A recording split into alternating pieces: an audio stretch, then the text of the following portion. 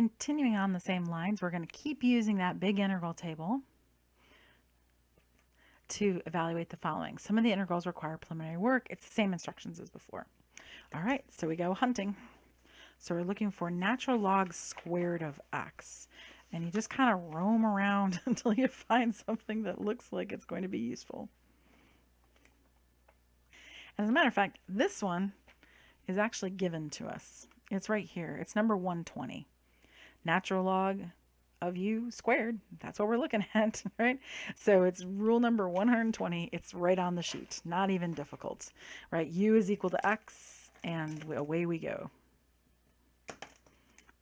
When du is equal to dx, when u is equal to x, it's just simply using the formula.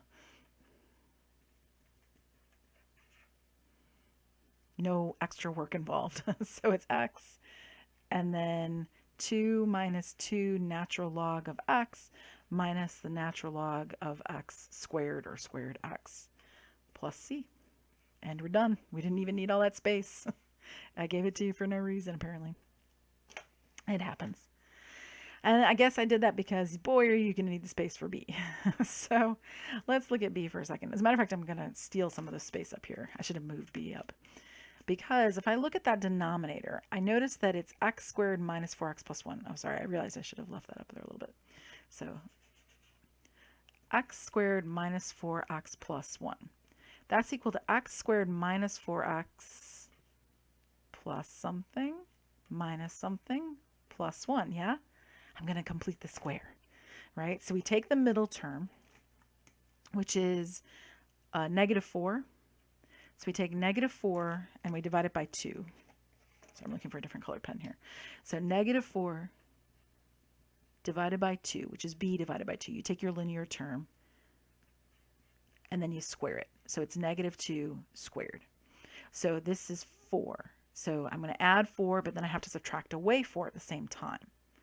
That'll turn my completing the square into x squared minus 3. And then in here, it's going to be a minus in order to get me that negative 4. It has to be 2. It has to be this number right here, minus 2.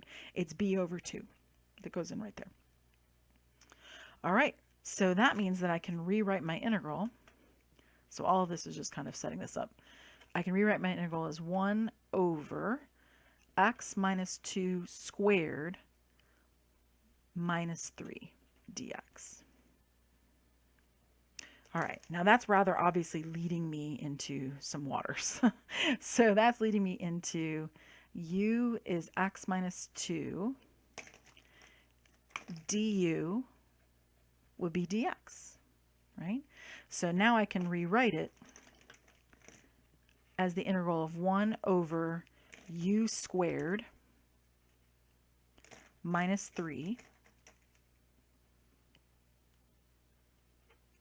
dx. All right, so then we're going to go look for an answer, something that looks like that. I think I know where one is. I think there's one on the second page. It's right here. See the u squared minus a squared? See that? So we have u, x minus 2 squared, minus 3. Yep, 3 is a square. It's a square root of 3 squared. So it'll work, right? So let's make a note of that. So if it's going to be like this, notice that a squared is 3, so a is the square root of 3. So then we're going to use number 20, what was it, 26? Yep, 26. So number 26, make sure you denote that somewhere. And then it'll be 1 over 2 times a, which is the square root of 3, natural log, absolute value, u minus a, u plus a. So it'll be u minus the square root of 3 over u plus the square root of 3.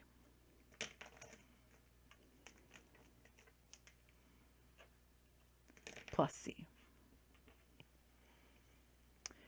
All right, well, just finishing that off, that would be, I'll just put it here, 1 over 2 square root of 3, natural log, absolute value. That would be x minus 2 minus the square root of 3, and x minus 2 plus the square root of 3, plus c. Now, it's not the only way we could have gone. There's a whole other way we could have done this problem. So let me just say alternate. So when you look at the original integral, it's 1 over x squared minus 4x plus 1 dx, right? So that means that I could say in this version, a is 1, b is negative 4, and c, remember the standard form for a quadratic, is 1. And then look at formula number, I gotta find it, sorry, here it is, one of these two. Oh, it's gotta be this one, 16, right there, 16, right, because it's 1 over, right? And now I just have to see, hey, is b squared minus 4, or is b squared less than 4ac, or is b squared greater than 4ac? Because that'll tell me which formula I have to use. So I better check that real quick. So b squared is negative 4 squared, which is 16. 4ac is 4 times 1, which is 4. So that means that b squared is greater than 4ac. So that means that I'm using the bottom one for number 16. That's my formula, right? So I can go up here and say, all right, wonderful. So number 16, bottom, right, because there's 2 of them. Or you could say number 2 on number 16. So we will use that, and it'll be 1 over the square root, and it has 4a, or b squared minus 4ac, and I already figured those out. So that was 16, take away 4,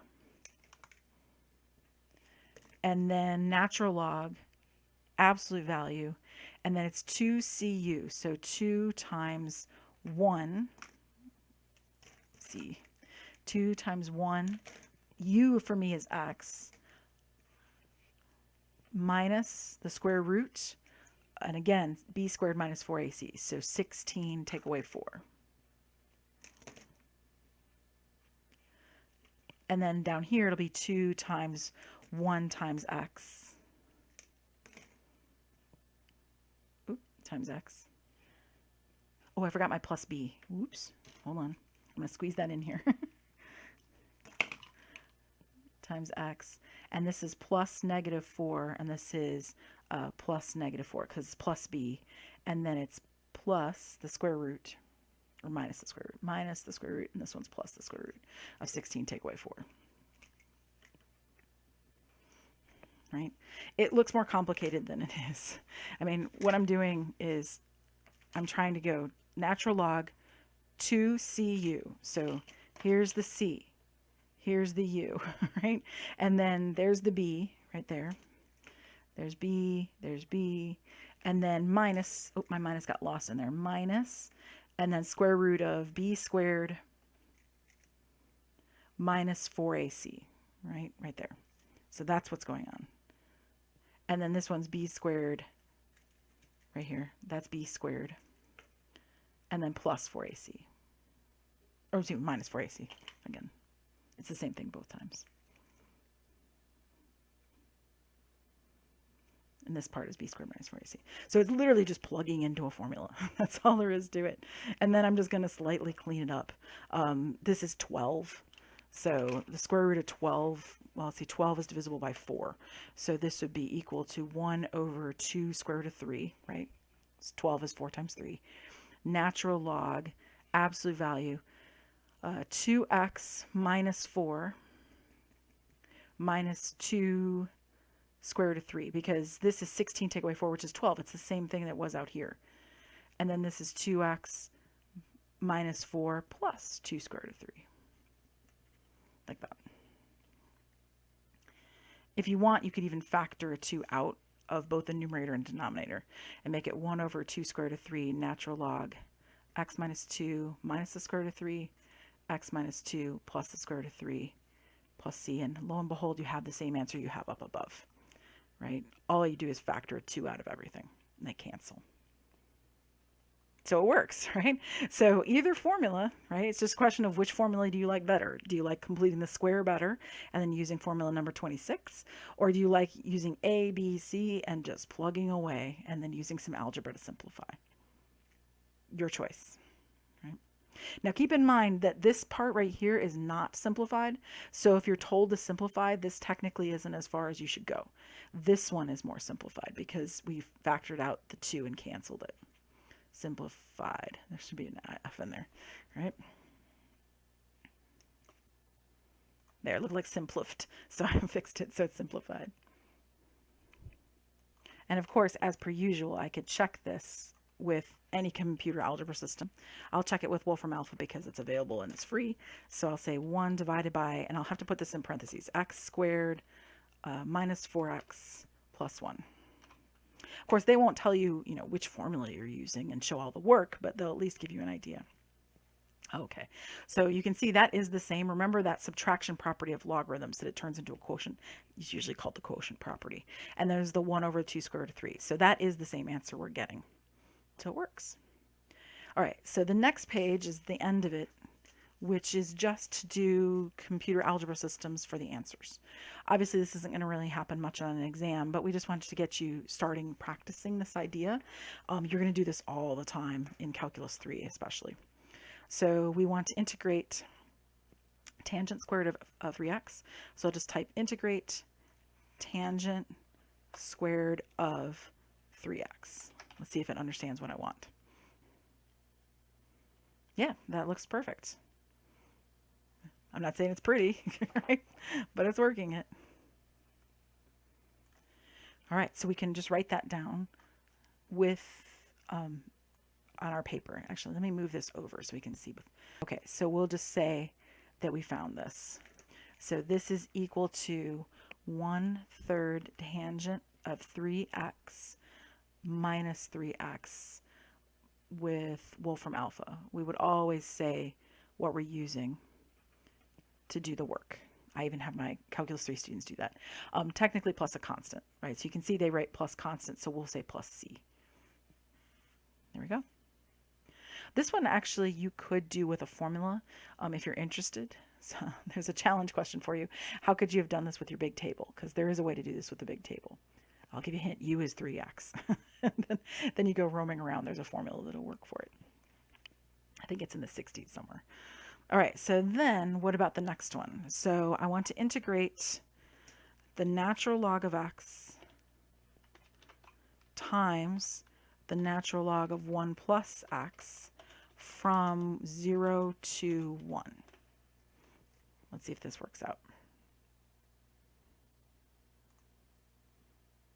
Okay, so it knows what we're doing. From 0 to 1, log of x, log of 1 plus x. Again, Wolframalpha does log instead of ln, but it understands what you're saying when you say ln, so don't freak about that.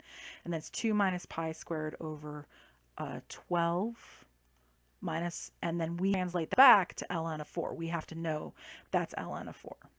And it's negative 0.287. Now I can check this with Desmos for myself. So I can say int 0 to 1. And then with Desmos, you want to put it in parentheses. So natural log of x times the natural log of x 1 plus x. Desmos can get a little weird because it doesn't put the parentheses in automatically for integrands, but they can get a little weird if you're not doing it right. And you can see Desmos comes up with the same numeric answer. Desmos can't get the symbolic answer. That's impossible for Desmos. That just isn't how it rolls. But we can get it with Wolframalpha. All right, so it's 2 minus pi squared over 12 minus, now it said log, but we have to know that's ln. We have to know that from Wolframalpha.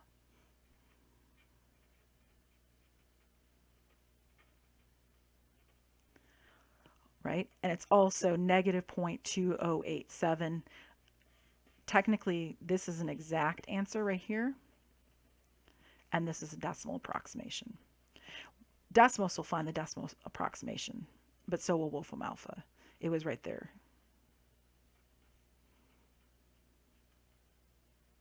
Or pick your, program. I just use Wolframalpha because it's easy. So it was right here. It tells us right there. It's negative 0.20876.